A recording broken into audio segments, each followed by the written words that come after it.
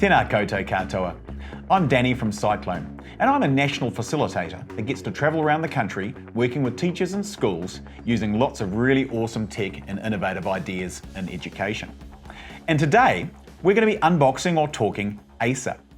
Now, Acer are a really trusted brand here in New Zealand. They do fantastic devices, and I've got 3 really fantastic devices that I want to talk about today that are all quite different. So let's just get a little introduction on those first. I've got a Acer Chromebook Spin, I've got a Acer TravelMate laptop, and I've got over here an Acer TravelMate Spin laptop. And they're all quite different devices, so I want to talk a little bit about why you might choose one of these devices over one of the other devices, I guess, and the pros and cons around them. So first of all, I'll talk about some of the actual hardware of these laptops. So the Chromebook here, Chromebook Acer Spin, so this one does have a USB port, it's got a USB-C which helps to charge those, the little USB ports, it's got your headphone socket, but it also has an SD card reader. So that enables you to be able to add in some extra storage, which is really useful for a Chromebook, which doesn't have a lot of inbuilt storage. And on the other side here, you've also got another USB-C and a normal standard USB, again great for plugging in mice and flash drives and so on. Now the Chromebooks were also really sturdy, really tough. They'll take a bit of a knock around, so they are perfect for the primary school environment. And this one particularly is really great because it is a spin device, which means that the screen will spin right around, and it is a touch screen and will work in tablet mode as well, which is really, really fantastic. So good sturdy device there, a Chromebook running Chrome OS. Now secondly, what we've got here is the Acer TravelMate laptop. Now this is a TravelMate, so it's nice and lightweight, really good for carrying around. Still pretty sturdy, maybe not quite as sturdy as our Chromebook here, but still a great device. But what really impresses me with this device is the amount of ports that we get put in. In a modern age where we tend to be taking away a lot of the ports, this one's got just about everything you need. It's got the ability to plug in with an Ethernet plug, so if you have to hardwire your internet. It's got a HDMI cable, so you can plug directly into a big screen. A couple of USB ports, a USB-C, which also allows the laptop to charge, as well as a normal charging port. And over here, you've also got an SD card reader, which lets you have extra storage, although the TravelMates do come with a bit more storage on board. They've got 256 gigabit of SSD storage, which means it's fast storage and a nice solid hard drive inside here. And of course, it's got your headphone socket and things as well. Now, this TravelMate Spin is pretty much identical to that, same ports all the way around, although there is one extra thing which I'll talk about fairly shortly, which is the stylus in the side of the laptop here as well.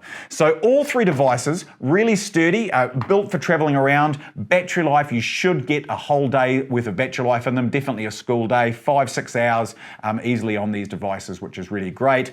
Just closing down the laptops obviously just turns it into sleep mode and will reserve that battery life as well. So great devices all around. I guess the real key difference for me going from the Chromebook up into one of the TravelMate devices is the operating system. So what does it use to actually work on the actual computer itself?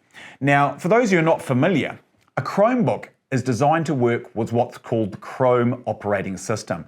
It's all browser-based. You basically open up the Google Chrome browser and you can access everything Google from there.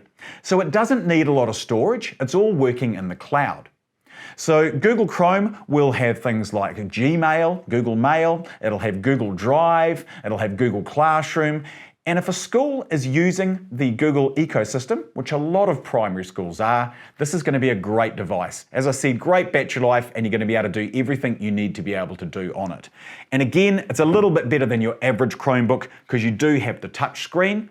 And it also actually has 2 cameras, one camera in the normal webcam spot, where you'd be using for meetings and so on, and then another camera just above the keyboard here, which allows you to kind of take screenshots as you hold it in tablet mode as well. So really great device, really sturdy, and awesome if you're in the Google ecosystem.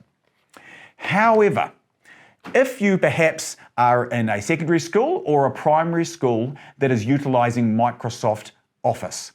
So that's Office 365. A lot of us are familiar with Word, Excel, PowerPoint, Outlook. You know, there's a great big suite there. And that software, Microsoft Office, is designed to more run off the computer, not necessarily always in the cloud. It does run in the cloud as well, but you're kind of going to require a bit more storage on your computers if you're using the Microsoft Office suite.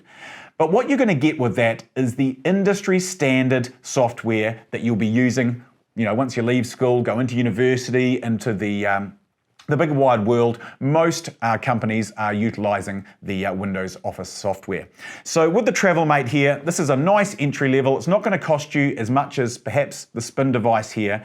And the screen does actually still go tilt right back. It's not designed to kind of fold right around, but that would save yourself from getting into too much trouble if you did tilt the screen back. It's not going to break.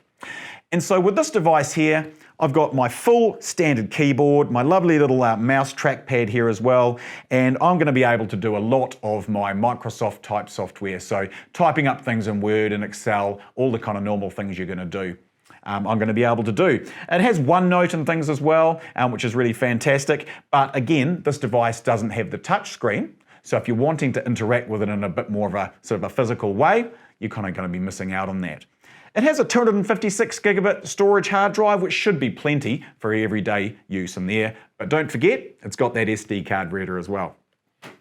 But I have to say, my real favorite, because I am a huge fan of getting into touch screens and being able to write on the screen and things like that, has to be the spin device. Because, as I said, you can turn it right around like that, rest it down on the table, it becomes a tablet device, and there's a lot of great Windows software that we can gain benefit from. And if I just go and grab out my little stylus here, got a great little pen here, and really nice, really good feel for it when you're holding it. It's got a little barrel button on the side, which allows you to kind of hold it down and rub out things on the screen as well. And I'm a big fan of OneNote. I love the ability to be able to annotate. So for a student in classes, they're going to be able to take notes, and if they're not particularly good typers, or sometimes actually typing makes a real noise when you're kind of sitting in a classroom. So being able to kind of turn it into a tablet device and sit here and write on the screen is going to be really beneficial. If we're talking about learners who really, you want to use lots of different modalities. So by that I mean people who want to be able to write and scribble and draw and record their voice, lots of different ways of learning, then this device is going to be absolutely perfect for that. Still got all the storage, really powerful computer, Intel i5, so it's going to run everything you need it to be able to run as well. So really great device for students, especially if you're in the Microsoft environment. I'd sort of mentioned these were Windows computers, of course, so Windows 10 or easily accessible to upgrade into Windows 11 as well. And that just integrates a whole lot of fantastic accessibility options as well. So I'm all about making these devices accessible to everybody. So, if you've got dyslexic learners, you've got dyspraxic learners, these devices have got a huge range of awesome features. Now, you're going to get some really great accessibility options on the Chromebook. Okay, it's got your speak selection, it's got your screen reader. There is some really nice stuff built in there, and students do find that quite easy to use with the Chrome OS devices. However, I've got to say that in my experience, the commitment to inclusive learning that Microsoft has made over the past 4 or 5 years really has been quite outstanding. They've made this massive commitment to trying to make sure that their devices or their Windows and Office software is accessible to everybody. And so yes, they have things like screen readers and the ability to dictate into Word, which means you talk to it and it'll write everything down in there for you, which is a great way to obviously get typing down if you can't type very well. But they also have this wonderful thing called Immersive Reader. Now, Immersive Reader is built into most of Microsoft Office. It's even built into their browser, Microsoft Edge. And at a basic level, it will read the content of the screen out to you. Even in a web browser, if you're in Wikipedia or a Stuff article, it will sort of take away all the noise, all of the advertising, and then read that out to the student. But it's also got some far better options in it as well, as far as the ability to have it translated. It can have line focus, so it will only show 1 or 3 lines at a time as it reads through there. You can change fonts and colors. You can highlight parts of speech like synonyms and antonyms. It's just got all these amazing features built in. And it's starting to turn up right throughout the Office ecosystem. And so for me, when I'm talking accessibility, when I'm talking about inclusive learning and inclusive devices, I really do start sort of erring more towards the Windows and the Microsoft Office devices for that reason. So it is a fantastic feature and something that you get for absolute free as soon as you have bought yourself a Windows and Office device. And of course, the students who are using Office at schools are getting that software license for free through the school system with the Ministry of Education too. So it's really good. They get to experience the industry standard software, get to really learn a lot about it because it's probably going to be the software that they're going to encounter in the big wide world out there once they leave school. Lastly, just got to say, because a lot of us, and you might be able to see on my shirt here, we're all pretty keen Minecraft Education Edition users. It's something we're promoting across schools at the moment. It is a fantastic way to gamify learning, to get creativity out there with our students as well. And there's heaps of competitions for our students to enter going on from Microsoft, from Interface. There's some really cool things going on with Microsoft, with Minecraft Education. So all three of these devices would be able to run that no problem. The only sort of slight downside, I guess, with our Chromebook device is that it doesn't have a lot of internal storage, and so therefore saving worlds and working with worlds in Minecraft is going to become a little bit of a problem after a while, whereas with the TravelMate series you shouldn't have too many issues with doing that at all. So yeah, all of them will run Minecraft absolutely fantastic. The two touch screens, the Chromebook Spin and the TravelMate Spin, means that students can play the way they kind of are used to playing on a touch screen, much like they would on perhaps a tablet device. So yeah, perfect for Minecrafting in there. So hopefully you found this video useful today. Hopefully it's informed you a little bit more about perhaps what device you might want to use.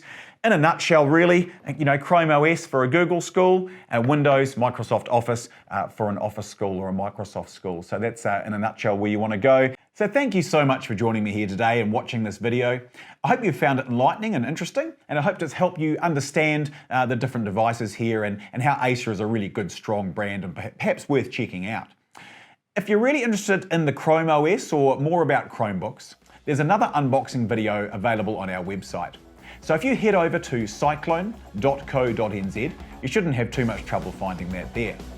Also, if you're interested in finding out a little bit more about some of these Acer devices that we've been talking about today, the TravelMate devices, you want to talk to somebody about it, or you want to find out what the prices are and so forth, please just head over to our website, cyclone.co.nz, and see if you can find the support links and get in touch with someone who's local to you there as well, and they'll be more than happy to help you out. So thank you once again for watching this video, and ka kite anō.